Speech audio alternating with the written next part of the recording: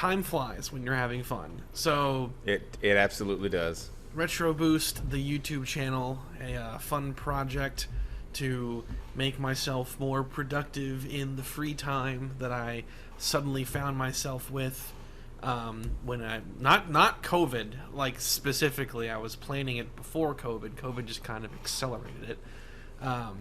But 3 years later, which is big, and also 250 uploads. That's kind of crazy. That's awesome. Big milestone that I wanted to highlight and celebrate.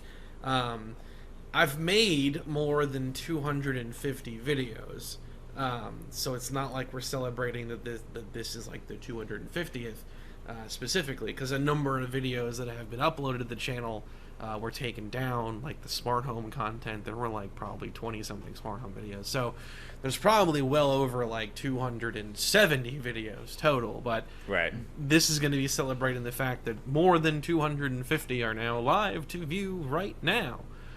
So kind of like with the history of Retro Boost, the 800 sub special, I kind of wanted to go back and talk about some favorite moments across all 250 of these videos. If we budget our time 1 minute per video, we'll only be here for like 3 hours. So I got my Joe ready. Let's do it. I got my whiskey sour because that's the day that it is. The joke there being that I don't even drink alcohol. Fun fact about me, I don't drink alcohol. Nor do I enjoy hot dogs, hamburgers, or donuts. If I did, I'm sure that I really would be the fatty puffer from Kirby's Dream Land Deluxe. Goodness. Kirby! He's a big part of the channel's history. There's a lot sure of is. Kirby. So, a lot of stuff has happened on the channel since it started. Initially, fun little like game reviews with skits, like a la the Angry Video Game Nerd, basically. They were just fun to make. Like, that was the whole point back then. That was like how it started. The smart home stuff like started to become strangely very popular. So then it was like a mixture of like those videos and smart home content, which is just like no synergy there at all. It's just me talking about things that are interesting, basically. I worked around smart home stuff at the time, so like it was something I was genuinely into. So gaming and smart home stuff, but the gaming stuff started to become more popular to me, and then I discovered these really cool like retro gaming enhancement devices, brands like RetroTINK, CARBY, etc., and that started to become like the focus of the channel. Not because it got more views, hell no, the smart home content was getting like absurd views. It's because it was more interesting to me, and that kind of became the focus. And Retro Boost Arcade, which was like just gaming with friends, started to evolve into, well, we can take those products that I like talking about and play games with them. So everything, like, that's what it's become about. So, Tory, you did, I think the first videos that we did together were the Mario sports games, if I'm remembering correctly. I don't know that those were the first that we filmed, but they were definitely the first that went live. So I think the first video that we ever filmed was actually Mario Kart Double Dash. That's right. With Action Replay. That's right, with Action Replay.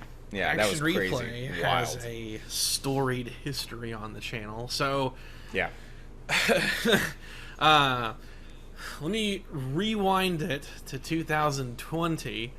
As I said in the history video, and I'll definitely try not to repeat much of any information from that video, but I filmed 5 of those like game review videos all at once.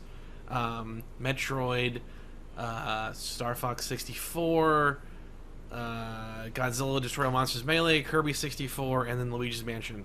And then put all those live with some smart home videos, and then filmed like the next batch, but instead of batching them up, I just let them go live as I finished them. And one of those was a 2-parter on Action Replay. So Action Replay is something that I've been messing with on this channel since the beginning. It's a goofy cheat device for the GameCube. You stick it in, you choose your predetermined codes. The version I have, you can't add your own codes. There's a much rarer version called Action Replay Max that you could add codes to. I mean, that thing is rare, like, in the sense that, I mean, I haven't even seen it for sale ever. It exists, but it's out in the wild. So when you say add codes, do you mean like add cheats? Yes. Is that what that means? You could like add. I think you had to. Like, I don't think they were like had a lot built. Oh. It's hard to say. There might have been like Gotcha. some basic ones built in, and then like you added more. I don't really recall, but like that version is like so rare that I've just like never seen it for sale. It's like you can find like unavailable listings. I bet you could probably find on eBay for like absurd money, but the Action Replay that I bought back when I bought it, it was not expensive. It was like $30 or something, new, factory sealed, something like that. Wow. And now it's like super rare. Like now it commands like pretty outrageous prices.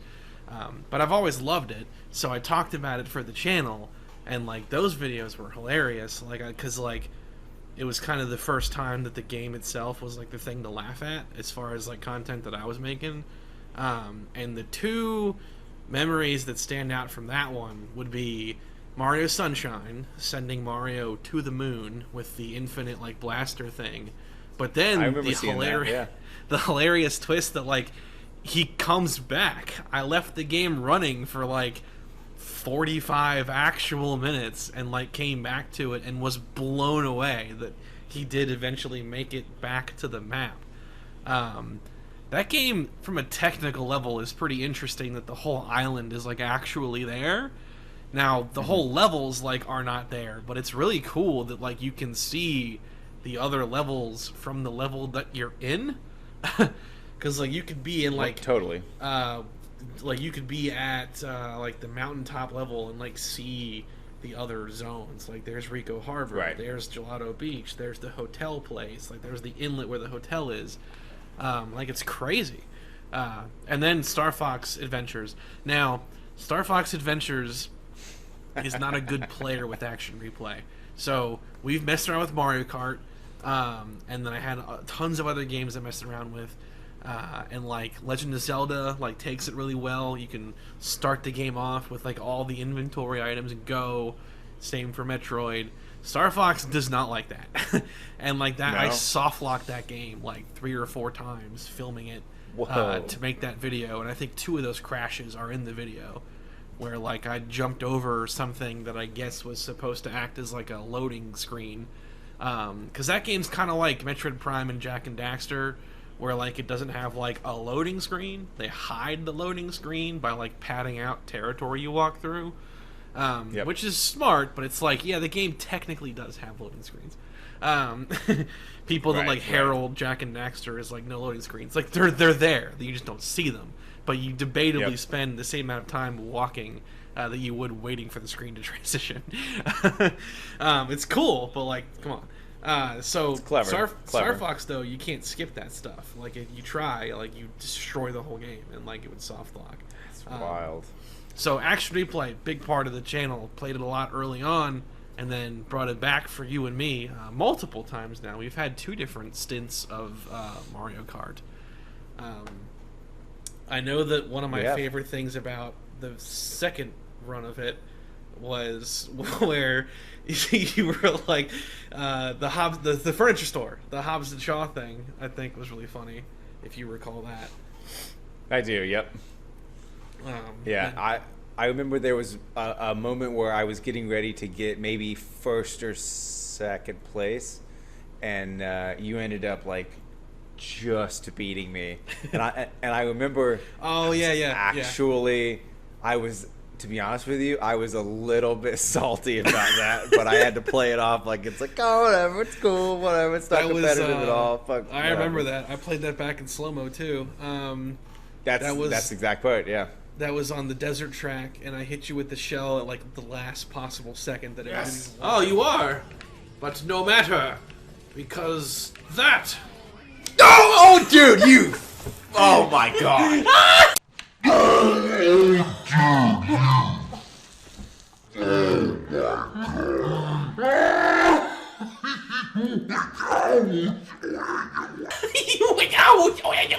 It's all right. It's all right. We're still in 1 and 2, right? Yep. Not even intentional. Like, I didn't think that it was going to work because of how close we were to the finish line, but for whatever reason, I guess because of all the hacks that are going on in the game, it messed up the physics or something. Like, it ground you to a halt instead of, like, kind of pushing you forward ever so slightly like it normally would. Yep. Because that happens in I Mario remember Kart. being like, surely he's not going to shoot that shell. Surely he's not going to shoot that shell. And you shot the shell. I did. I shot the shell. That, and I remember the really funny thing about how the score, something with the scoreboard, and you were like betting on the scores, and then like the next race happens, and you were like, "Don't show the score on the screen." Yeah. No. And then I proceed in the editing to not only post the scoreboard again, but then like multiple faces of like Vin Diesel in the room and stuff. I'm gonna sync it up on him. One thing I would love to see is I would love to see a snapshot of the score totals from parts 1, 2, and 3 cut in right there, so the viewers can see how much ground I've covered. That would be wonderful. I'm not gonna do that. No. All right, I'll do that. No. Pop, pop, pop, and then some other pops of like Fast and Furious things. Pop, pop, pop. Sounds good. What's gonna be great is if I forget to like remember this moment, and then like it just happens. Then I'm like, oh, I forgot to. Oh, what a comeback! Oof, that just absolutely dooms me, man. That's it. That's it. Don't show those scores in the beginning. Reverse spoiler. Yeah. Because we were talking about Fast and Furious a lot during that session. Mm-hmm. Oh yeah, it's all about family. It is. Other things early on that came back would also be, firstly, Kirby. Out of all of the stuff on the channel, I think Kirby makes up the most of it. Not necessarily by design, but like, I played Kirby 64 as one of the first of those review videos, because that is like a definite childhood favorite of mine. Oh yeah. As I said in the video, it was like we bought it when I was on a family trip out of state, and like I had to just stare at it for like 2 weeks, unable to play it until we got home from this trip. Nice. And then I loved that game. So playing it again for the channel was great. I know that one of my favorite bits from that video is where I'm talking about the design of Zero 2, the final boss, who's like that crazy satanic angel monster with like the bleeding eye. And I was like, in the board meeting where there are like 6 different people that all had an idea, and one dude's like, well, I'll just show it. But it's like everyone has like their idea, and the boss is just like, I want all that. Zero 2 is, man, like his design is just all over the place. It's like 5 different people came together and they all had their own ideas for a final boss. And it's like, mine's an angel. Mine's a thorned snake. Mine's a Satan with a bleeding eye. Mine's a ghost from Mario Bros. Which one do you want, sir? Yes. Like, I want him to be an Give me angel. all of it and make it all one thing. Do Yeah, it. he's like, Whatever. I want it to be a thorned, bleeding ghost angel. Like, just God. do every idea. And then we played that together. You played the bulk of it. Crystal shards. Yeah. Yeah, I'm shocked. I just realized that we've played through 2 Kirby games from start to finish. Yep. Wow, that's really cool. Really, that's badass. And then I've played 3 because I played Crystal Shards on my own, and then again with you. And then not Triple Deluxe, it's the 3DS game. Return to Dreamland Deluxe. We finished playing recently. So yeah, Kirby makes up a lot of stuff. Our playthrough of Crystal Shards, I think the defining thing of that one is the running insistence of me bringing up the movie The Core. It happens in like the 4th or 5th episode and just continues to get brought up. It's me trying to beat that Miracle Matters or whatever that thing's name was. That would be the second thing. Good gracious alive. That. So here's where I felt like I was playing Dark Souls 3 again. It's a hard boss. I got stuck on him when I was a kid. Yeah. Here's where it's funny. I got stuck on it when I was 7 years old. It's okay. You're not 33. No. This is where like the continuity of things is interesting because stuff is not necessarily uploaded in the order that it's filmed. We played and finished Kirby 64 in the midst of or right before filming Luigi's Mansion. Both Luigi's Mansion and Kirby 64 have Rocky montages. If you were keeping up with the channel, Luigi's Mansion would have been the first of those that was seen, but Kirby 64 is actually the original Rocky montage. Yeah, I got to start beating these games because I get all the way to the end and I'm like, here, you take the controller. See, that was the first time that happened. Because, again, that's before the Luigi's Mansion was done. So It was like, I'm not like some kind of god gamer or whatever, but like there are just some games that I've just played on the regular for like my entire life. And like Kirby 64 is one of those games. So it's one of those games that I can just like pick up, spend like 30 seconds kind of like, okay, there's the buttons, and then like go at it. And I truthfully was surprised that I was able to beat Miracle Matter in one attempt. It was close. I got down to 1 health if I remember correctly.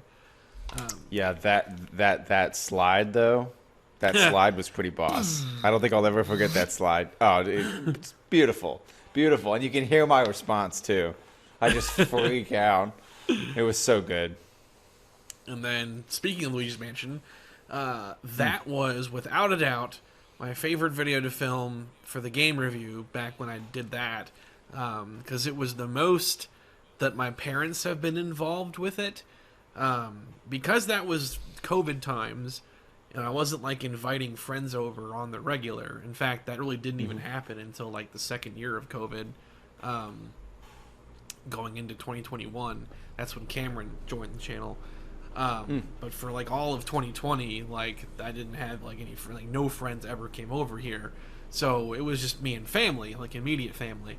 So my parents helped me out with like any time that I needed I need another person to like do insert thing here, whether it's a bit or it's like equipment handling. They helped me out, which is super cool. And Luigi's Mansion was the one that was like the most involved. That and the Star Fox one. I would say just watch the Star Fox commentary video because there's like multiple goofy things with that. But for the Luigi's Mansion, because I filmed commentary videos talking about the making of like all those.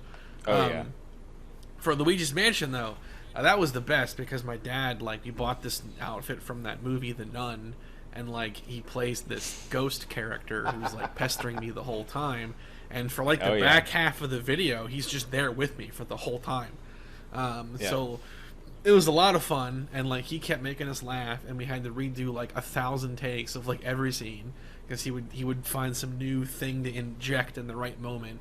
And one of the bloopers is like in the actual video where like he interjects a line, and like I cut the scene to go to the next thing like seconds before I broke down and laughed, and we had to redo it because it was just a good funny thing he said. Then we played Luigi's Mansion together. Awesome. Love that game. Yeah. That was one of the highlights for me for sure. You know, I was introduced to that series later on. The first entry that I played was Luigi's Mansion 3.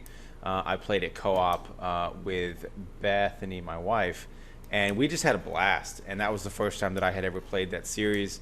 You had kind of expressed to me that that was a series that you really enjoyed, and I just remember I can't remember if you brought it up or I brought it up that we should play it, and I had a great experience with that game. Just the design in those games, it's so creative, and it provokes thought, but it's not too much, you know. And I just remember having a really, really great time with it, and you know, except for the final boss. Well, there were two. I should have just kept trying. There's definitely like two immediate things that come to mind with that experience with you and me. Number one would be the jump scare competition. Oh, so good. So that was not planned out of the gate. In the first episode, there was no warrant to do that, and I just like found a quiet moment, and I was like, I need to use this.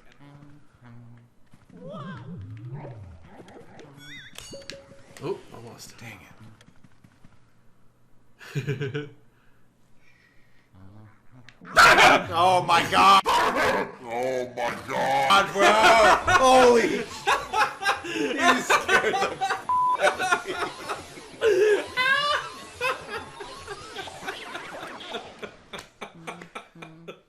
I gotta go change my pants. Oh, that was good. All right.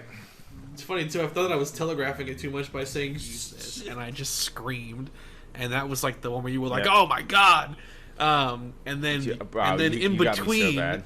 In between episodes, you were like, "You should do that more," and like, and then like episodes 2 and 3, I get you like 1 or 2 times per, and like by Yeah. the end, you're like, just like, "Oh god." You know, it was so good though. Like it was so on brand with the game that we were playing.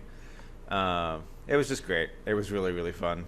And yeah, the Luigi's Mansion playthrough was certainly a highlight for me.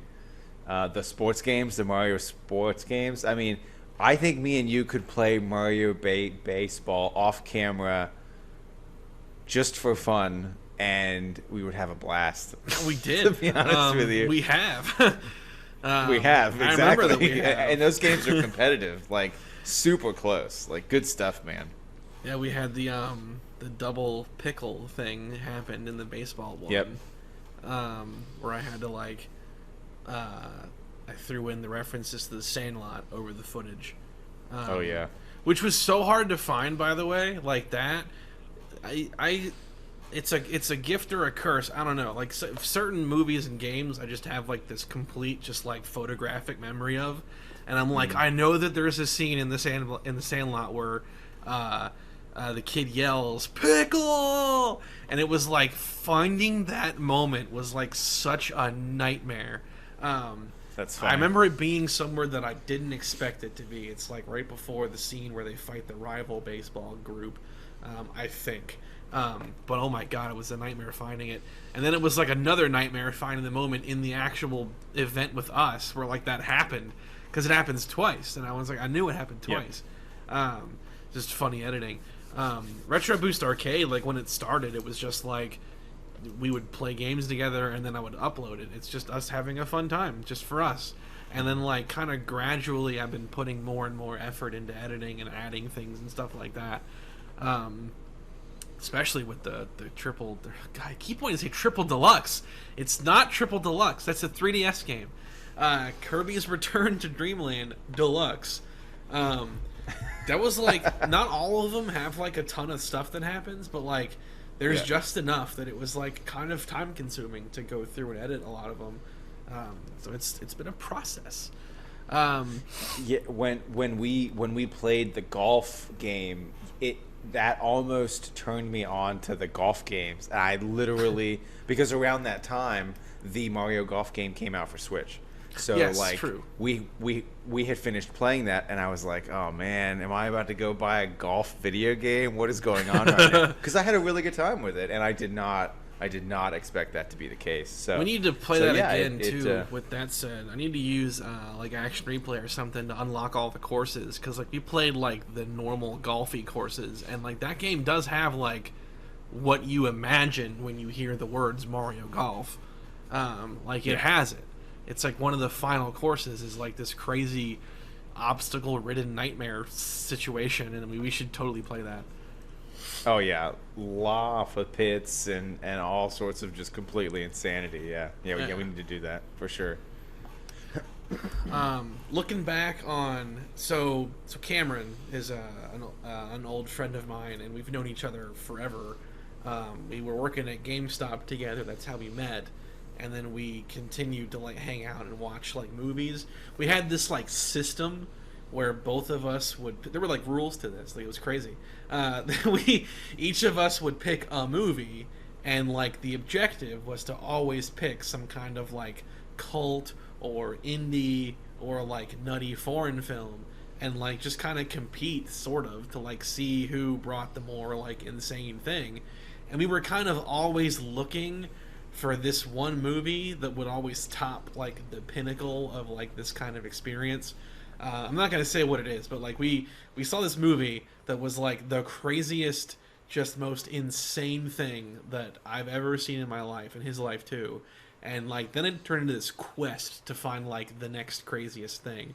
And there were a couple of contenders here and there, like this movie made in China that was like this knockoff of James Bond, and it was like hilariously bad, but like very well made, just like super bad. And like there were tons of things like that.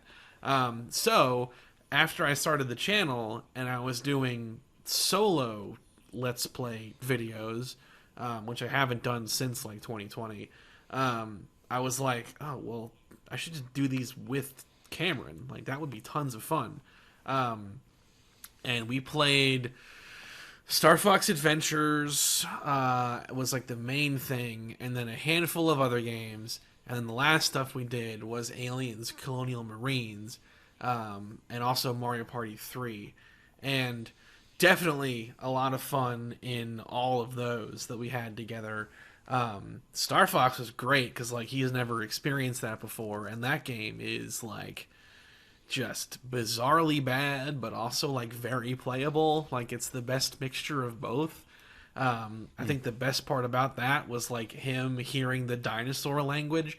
They just created like a cipher. They just mixed up words, and like that was their language that they made, with one very interesting change, and it's that all nouns are just regular English. So like that was the rules of that language. Oh yeah, dude. So like you're hearing a character, and like if it's a noun or a proper noun, it'd be English. Everything else is this cipher they made. So like literally the big bad guy is like Tahid Tavuk General Scales. And like that. That's awesome. It's so funny. And then for our alien stuff, like that game was just its own hilarious nightmare. But the highlight from that is definitely the part where he died and I crossed a loading zone, and like it wouldn't let him respawn, and it kept him in this fixed position, and like from his view he's like watching us enter a new zone of the game, like bird's eye view style. Like he sees the void around the game's stuff. And it was like, I was like, dude, it's like we're playing two different games right now. Like you're playing an RTS, and then you finally respawn. Yeah, but you're dead. Yeah. Due to unforeseen firebombs. For some reason, I still see you on my... Oh, look, I can see you go down. Oh, you have like X-ray vision. Wait, you're... Oh, am I gonna spawn? you're like the god of this world. You've transcended. I can literally see you go through. You. What is this? The question is am I going to be able to like spawn when you walk out that door or not? No. Look, I'm playing a first-person shooter. You're playing an RTS right now. I can literally see you going through the world right now. Look at this. I can literally... What am I controlling? A CCTV? What is happening? Yeah, look, you're playing like Night Trap for Sega CD. There we go. Ah, I kind of wanted to stay there. That was kind of fun. You were like in an elevator. Yeah, we were going down the elevator. Yeah. He's like watching us from outside the doors until he could respawn. Now, the really important thing, the cool thing about the Aliens playthrough is when I met you. And you watching those, I'm pretty sure, was like the first stuff of the channel that you ever saw. So I watched the Colonial Marine stuff, and then I watched like your review of the Lord of the Rings game. I watched that, which I really enjoyed. There's one specific scene in there with the skeleton when there's something like is taking a really long time, and it cuts back to you, and you're a skeleton. And I remember I absolutely died at that part. I thought it was hilarious. Just won't stop. it just doesn't stop. We just gotta wait and see. I don't want to miss anything important by skipping it. If it can be skipped, I'm not even sure, but just see where it goes.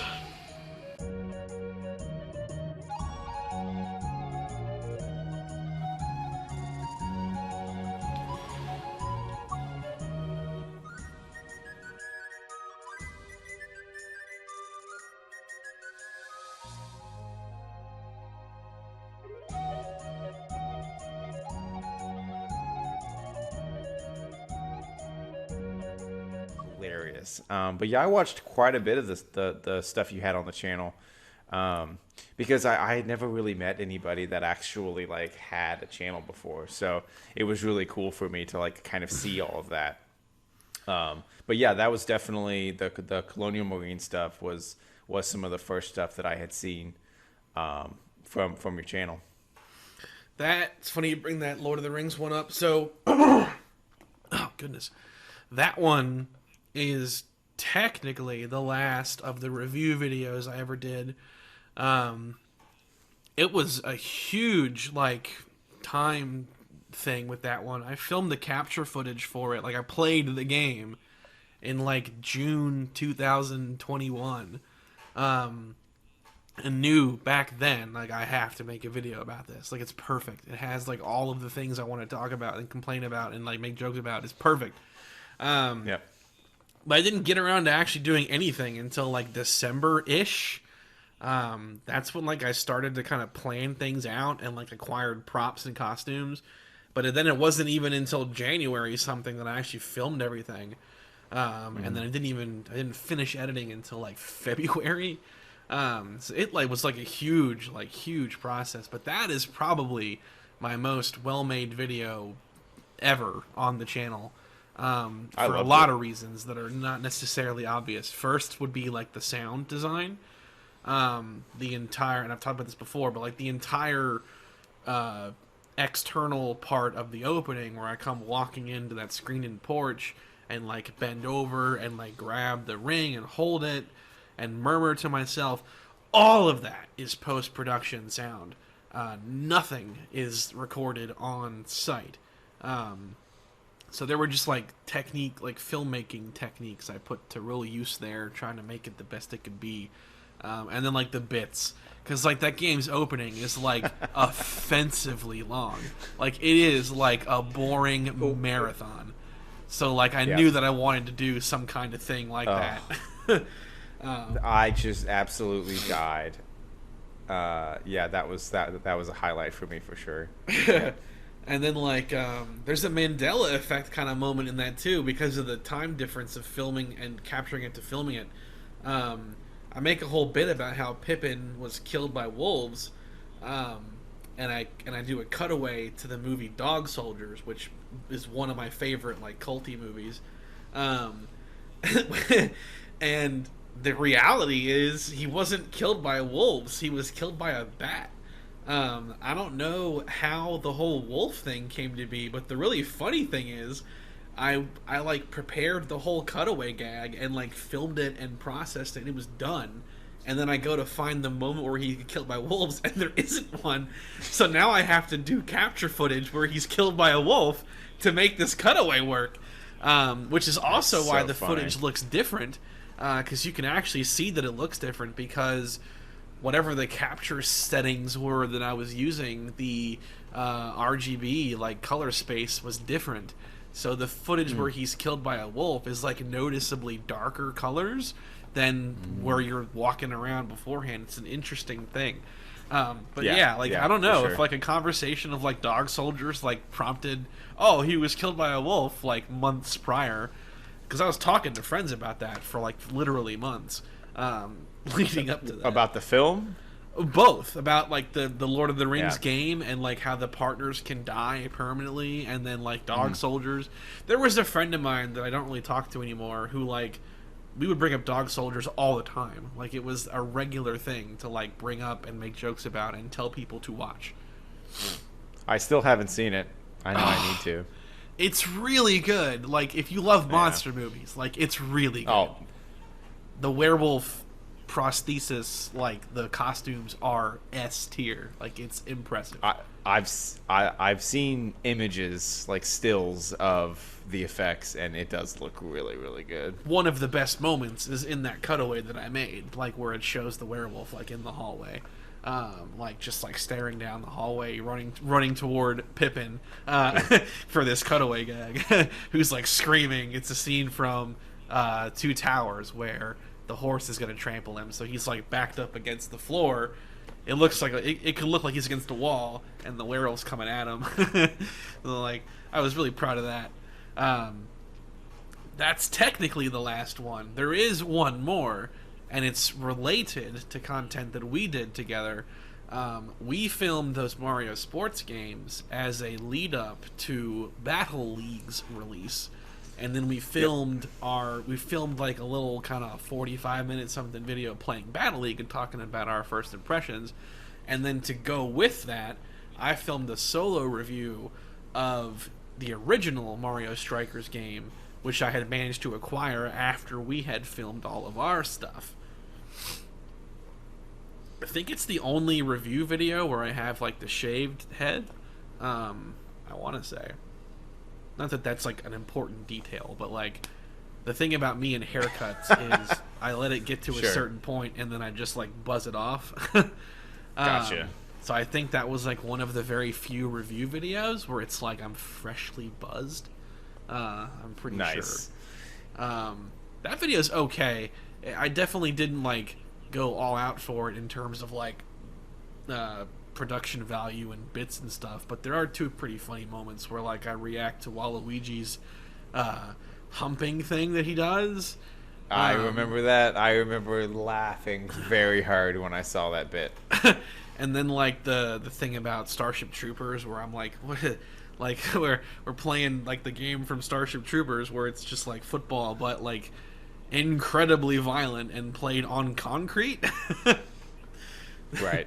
I think I call it fascism ball, is like the word I used to describe it. Nice. That's awesome. I'm so educated on what Starship Troopers is about, you can tell.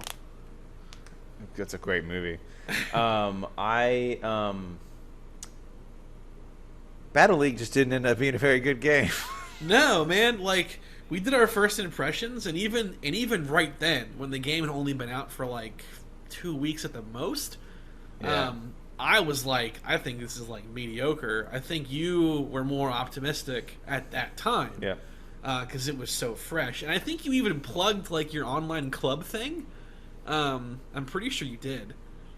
Which is really funny to think about because like you just abandoned it like the next week.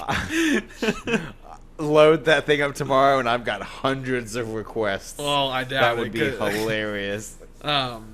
The funny thing about that video that I was kind of curious to see is like what would happen if we released something that was like topical in the moment. But I mean, the YouTube algorithm giveth and it taketh away because like I don't think any of that stuff got like any traction at all. I think your Strikers review actually has more views than our Battle League. It wouldn't surprise me. It's not all about the views, obviously, but it's just an interesting tidbit of information to like take and learn from. Because that was probably there's only 2 times I've ever released content that was like I wanted it to be released when it had the best chance of being relevant. The Battle League thing is one of those 2. The other one would be one of the early retro gaming enhancement things I did, which was a side-by-side of original Skyward Sword and the HD re-release of Skyward Sword. I released that like the weekend that Skyward Sword came out.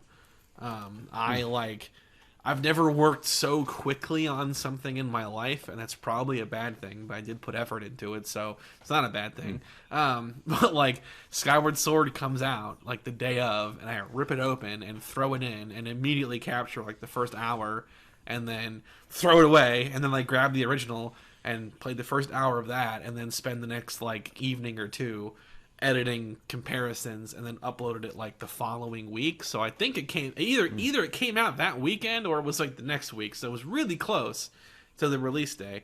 And that video didn't get like any traction initially, but now it has a lot of views. So I remember one of the videos that kind of jumping a little bit. One of the videos that I remember we did that I really enjoyed was when we did the Battler and Blade controller review. That was a fun one for me. That was a lot of fun to film. So, yeah. As I began talking more about the retro enhancement stuff, which for anyone watching who's gone this far, I haven't really brought it up at all yet. When I first started this is so weird. I haven't talked about this yet. When I first started the channel, I knew that I was going to make videos on my retro games because like my console collection really hasn't changed at all since I started the channel. The biggest motivation to doing this was I have all these game consoles. Let's put them to use. But the big obstacle is how do I capture this stuff? Because these are all analog. It's composite at the time. Now I'm using a lot more stuff, component, RGB, etc. But it was like, how do you capture this? Like, capture cards are all HDMI. I mean, I was Googling that stuff for weeks, and I'm blown away that I never came across stuff like RetroTINK, which are great devices that act as, principally, converters from analog to digital. Now you got HDMI. Stick it right into your modern TV and or capture card.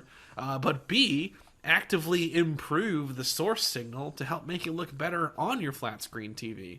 And they have different models for different price points that do it in different ways.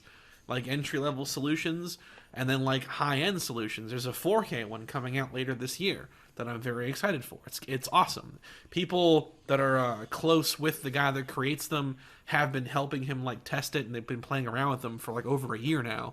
So they've had early access to it. New video went up today, or yesterday maybe, showing it off again, the channel Retro RGB, and it looks freaking killer. So I'm stunned that I never came across this stuff when I was like actively Googling and researching like how do I get retro consoles like to a capture card / modern TV. Like it never came up. I didn't find that stuff until like 6 months into doing videos for the channel, like way after I already put out like 10 something review videos. And as my interest in those grew, I came across more and more and more and more products. Toward late 2021 is when I came across controllers.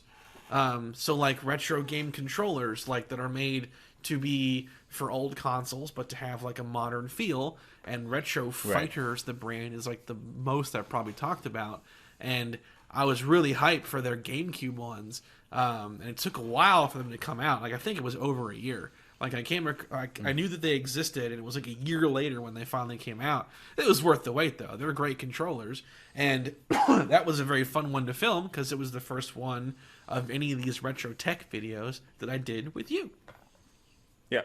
Yep, for sure. Yeah, and it played a lot of Smash Brothers Melee, and the GameCube controller is one that I've gone back to. So it was just a really fun one for me to be a part of because of how much I've used GameCube controllers. I probably have one over. Yeah, there's one right there. So it's GameCube controller is just really important to me, and it was just a really fun experience to film that review video with you. It was super fun, and there was an interesting editing trick that I learned, because like every one of these videos I make, maybe not everyone, but like I learn something new like fairly regularly. And like you look at like the first videos I ever put on the channel, and you look at like the current ones now, like there's a clear increase in quality and skill. And I learned a lot about audio editing in that GameCube video because the stuff that we filmed together with the gameplay, there's like a buzzing sound. It's feedback from the camera's power supply getting into the boom mic, because that was before I was using the microphone, like an actual microphone on the table. It was before I was doing it that way. Actually, maybe not. Maybe there was some reason we couldn't do it. I don't remember. But bottom line is I used the boom mic as opposed to the normal mic I normally use.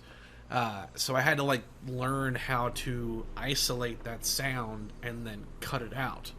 So like I have clips of it like before and after. It's pretty cool how you can do that in the software. That's awesome. You hear like a clear like sound, and then like I edit it, and like it's there, but it's like so low that you really can't hear it anymore. Because a lot of that footage of us playing live had that issue, and I had to fix it. Wow, that's interesting. Yep. Nice. Super cool. So we haven't brought it up yet, but my highlight as far as a game that we played, Aliens vs Predator, bro. That playing through the Marine campaign was such a blast for me. That was just, it was great, man. It was so fun. I just had a total blast with that. That reminds me, that's the third one. That's the third thing that we filmed that was aimed at being relevant to something, because it was about Prey. Oh yeah, that's right. Gosh, that's right. The movie Prey had like come out, and we filmed the Predator campaign first, and that went live like right then and there. And then we came back and did the Marine and Xenomorph campaigns way later in the year, and those went up separately.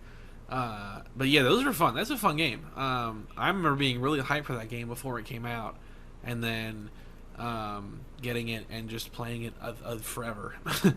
Oh yeah. And then they made it like backward compatible for Xbox One, and I got to kind of enjoy it all over again for the Xbox One like 5 whatever years ago, and then I got it for PC, and like PC gaming is cool for games like that, because like it's kind of nuts to like play a game on like PlayStation 3 in the year 2011 and then play that same game that came out that year, but play it on PC, and it looks like it could have come out like today on like a console.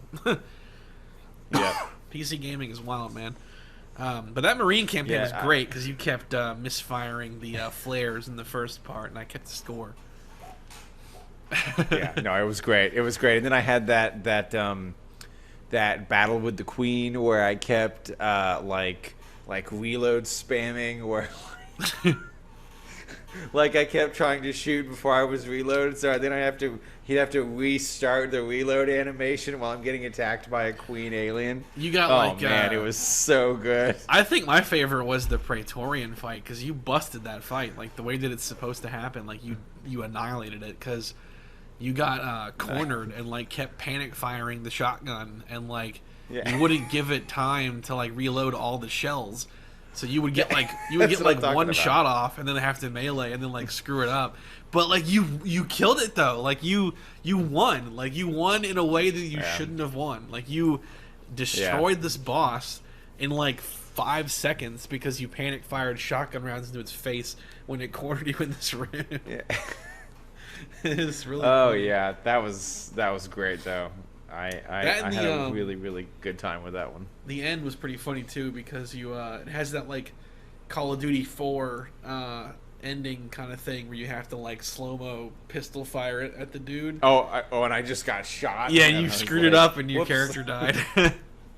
Yeah. I mean, we got to see the animation twice where he's like, "Rah!" and like it's super weird looking. They didn't really have the faces for certain models in that game were not really on point. No. That was a fun play. Oh man, yeah, it was great.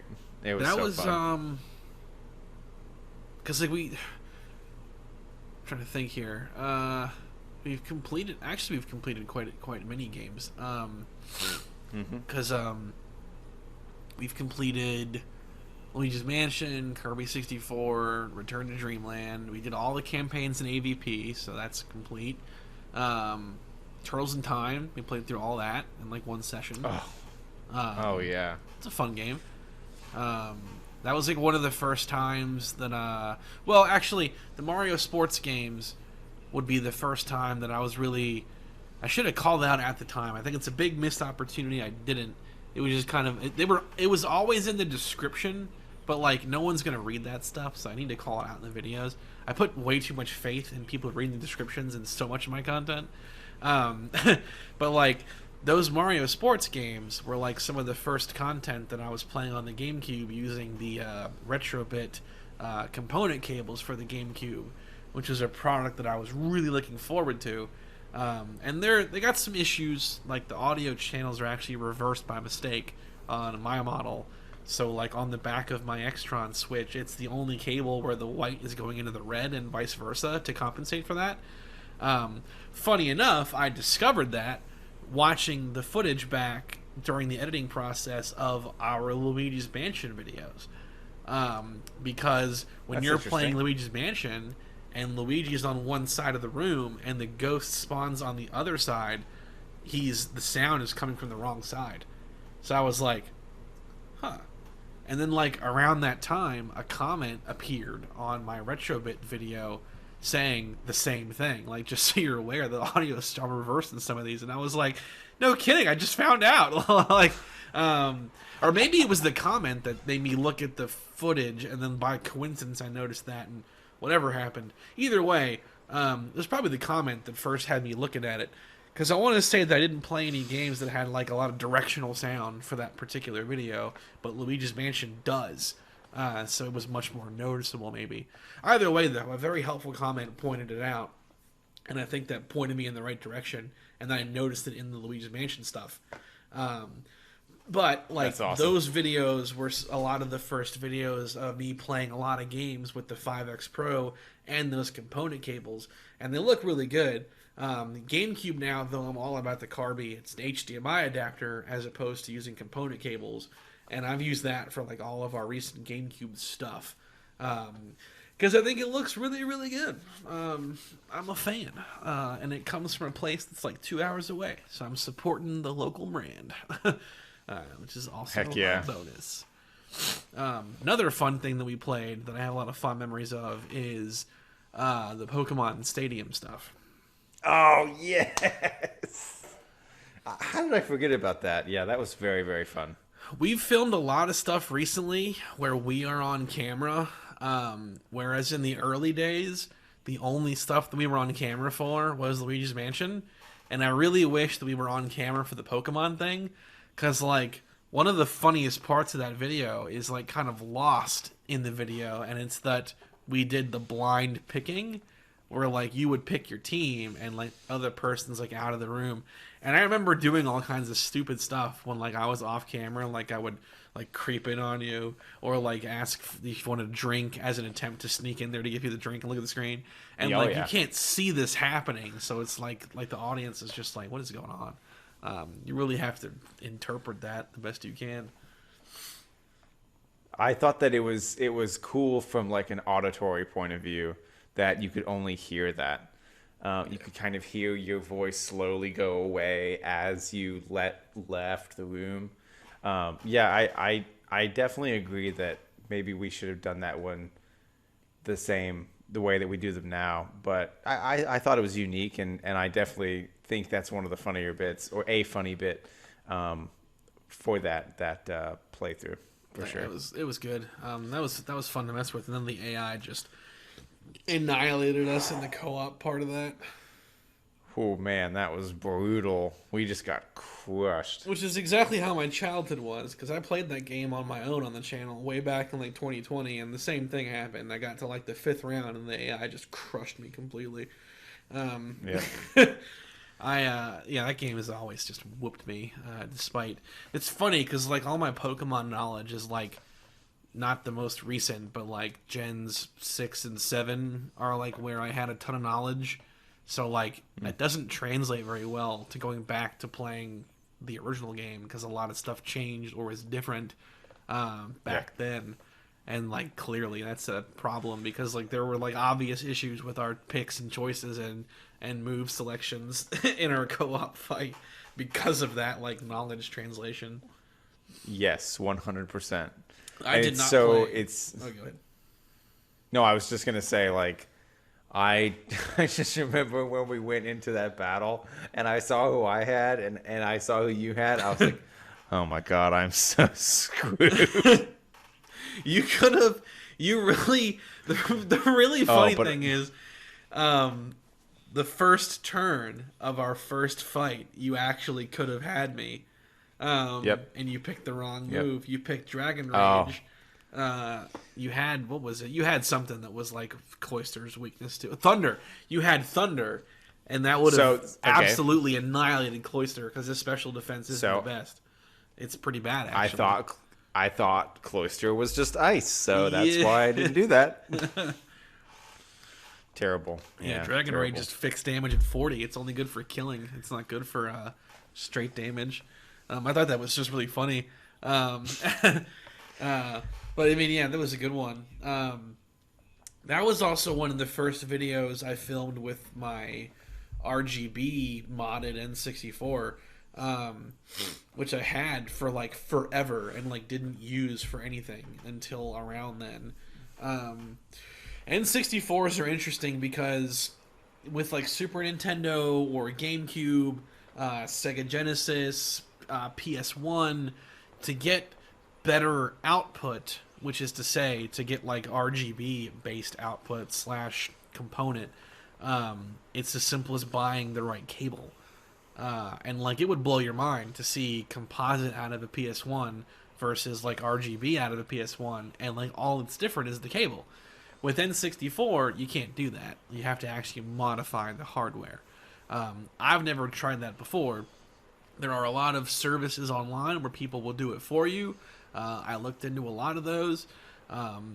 Ultimately, I settled on buying one that already had it modded, which I definitely regret looking back because like that robbed me of the chance of doing a video where I kind of go through the whole service, and I definitely want to go back and try that.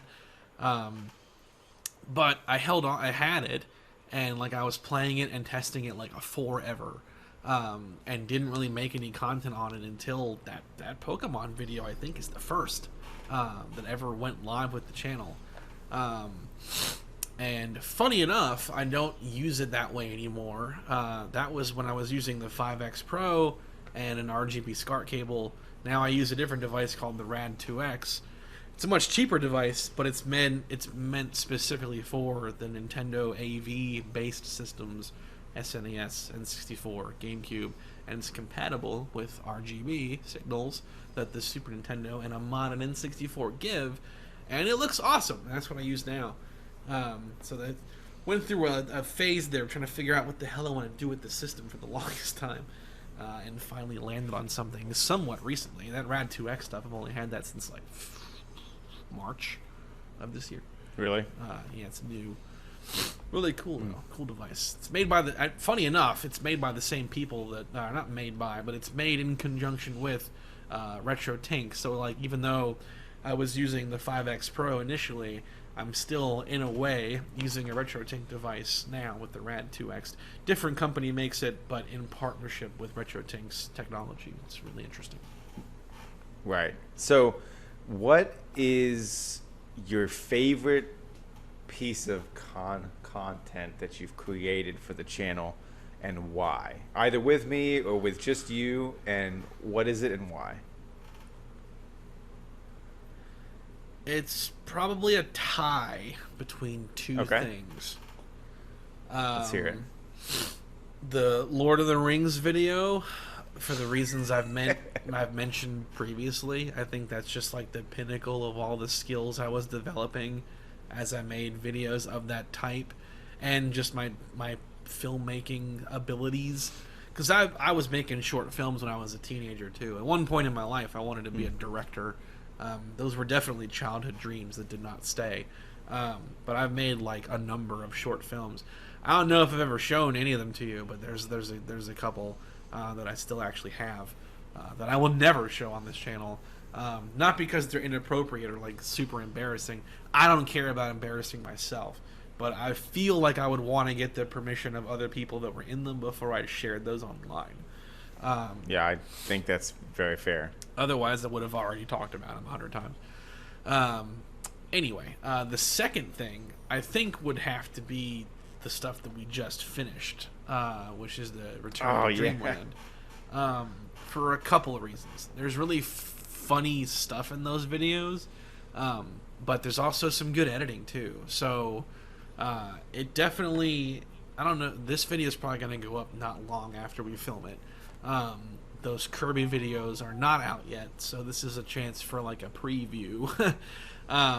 So the the running joke that's so stupid in those videos is bird feeding. I call it birding. Officially, it's called bird feeding. And the video that I learned that from calls it both, I want to say.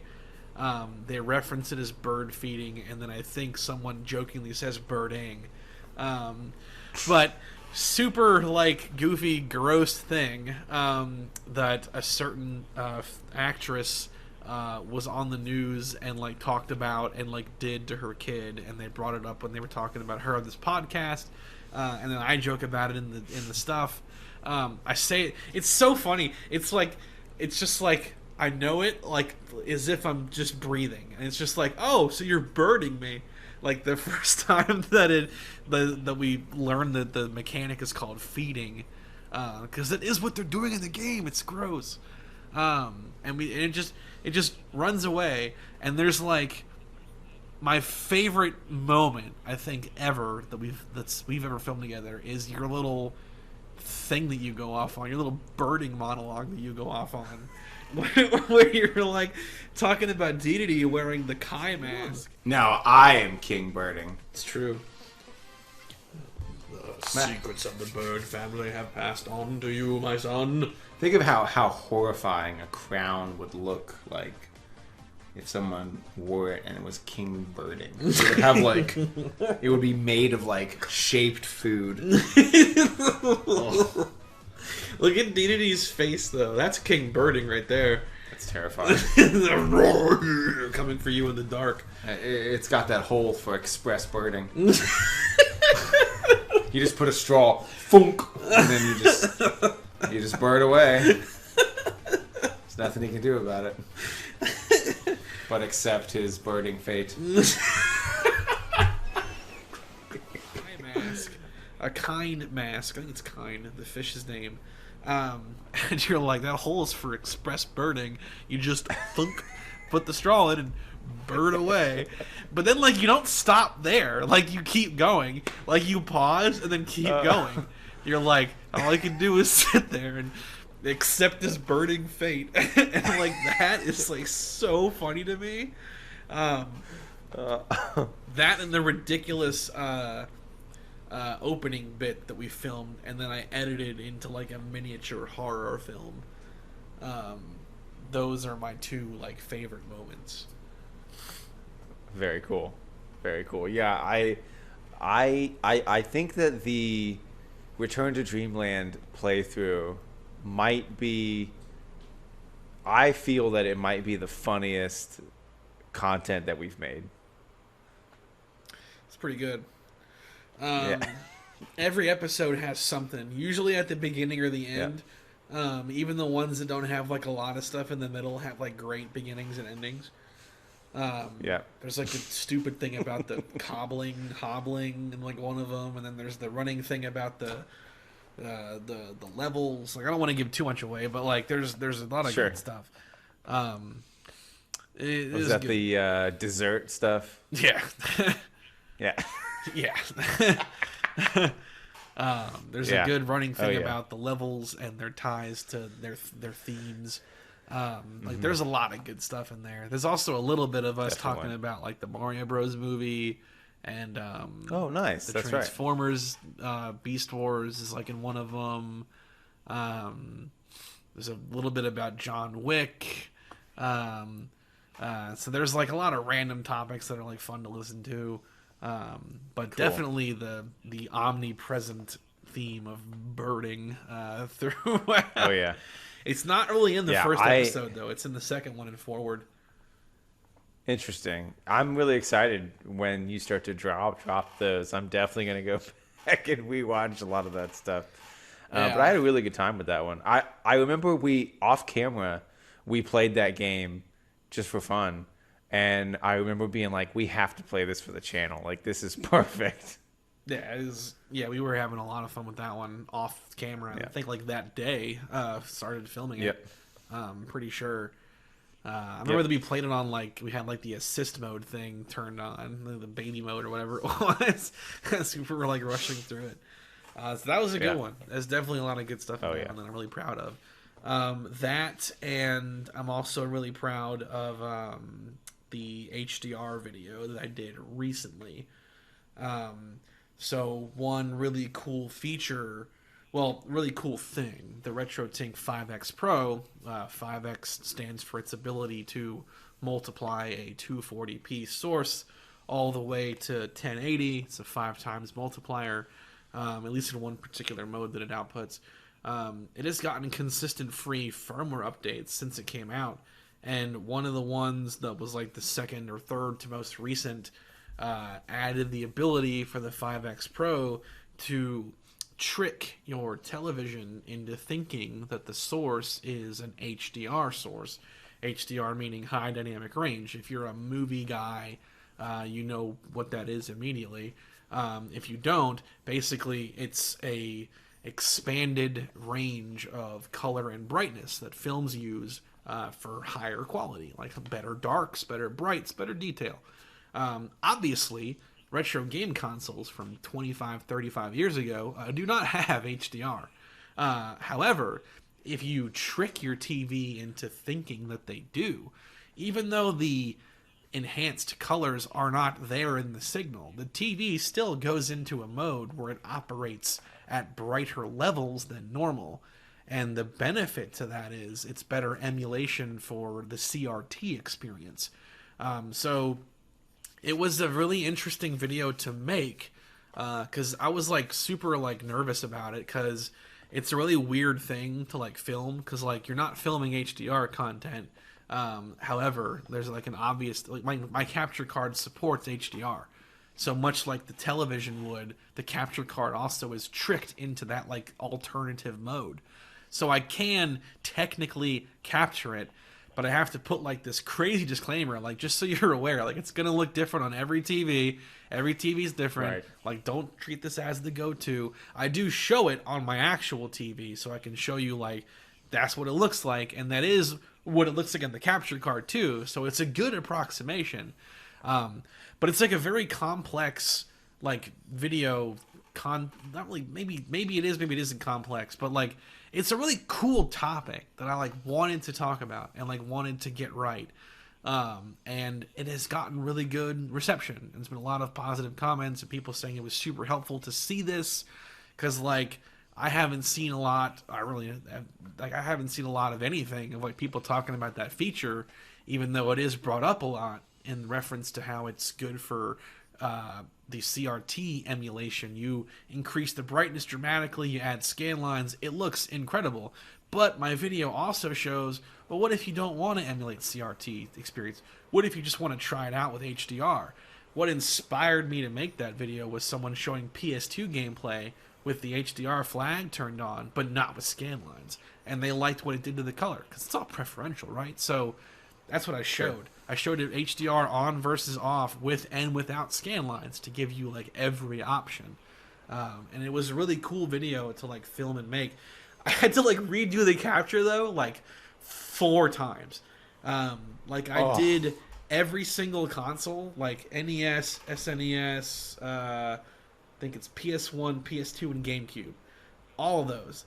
Filmed them, organized them, HDR, no HDR, scan lines, no scan lines, and then like didn't like it or thought something might be wrong with the settings, and like redid it like 4 times. So it was a nightmare to like film it, but it's done really well. A lot of people like it. Appreciate showing all those options. It's a really cool video.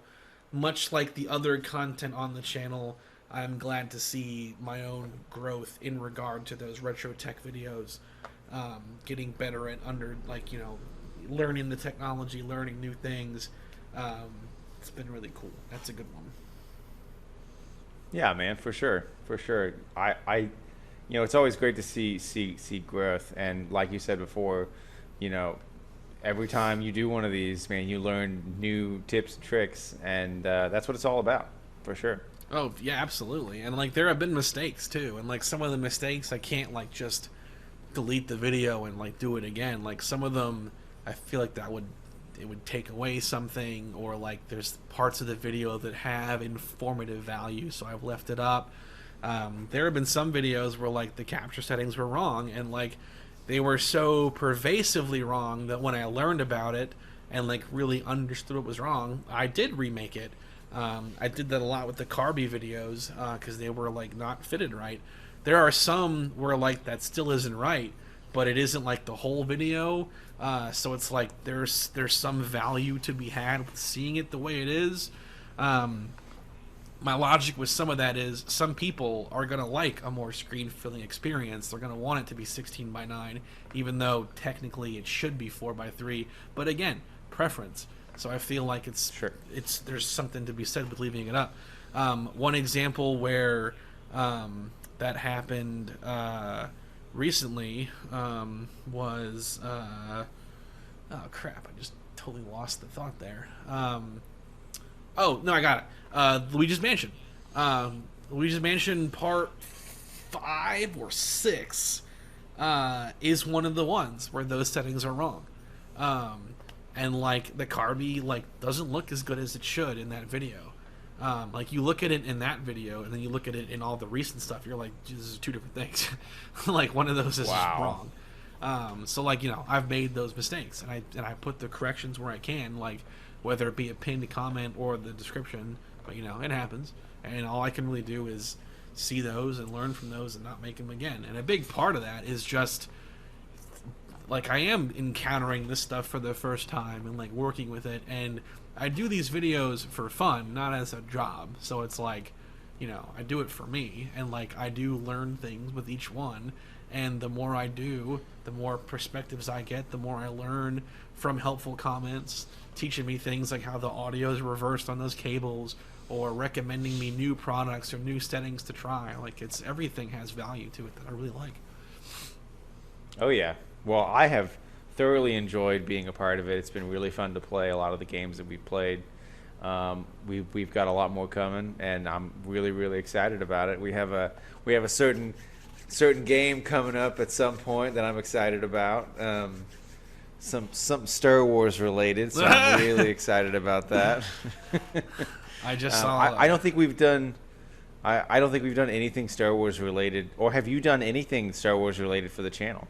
No, because like I'm not super passionate about like doing Star Wars stuff. Funny enough, I have a ton of Star Wars games, many of which I played and do like. It's just never come to mind before. I know that like Battlefront 2 is a big one that I remember playing a ton when I was a kid. Oh yeah. Not the new ones. Screw those games. The OG ones. And I own like all of the Super Star Wars games for SNES. I own every Star Wars game for N64. Haven't ever played any of them in my life. But we should definitely do. Shadows of the Empire is pretty good, man. That game is great. I know it's a famous one. Yeah. So like I own a ton of them. Like we totally should. It's definitely untapped territory. Yep. Yeah. So definitely things to come. So it's been fun making 250 plus videos. Here's to 250 more, or 900 million more. Who knows? However many it takes. Daily uploads. No way. No way.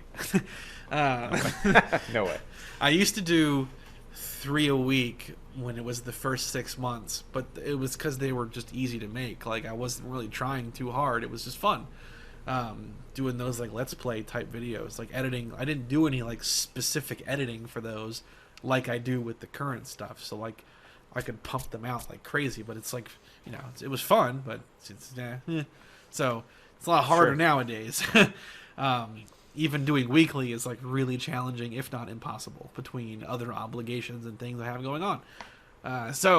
Yeah, more stuff definitely coming. 250 more videos, apps to Smurfly.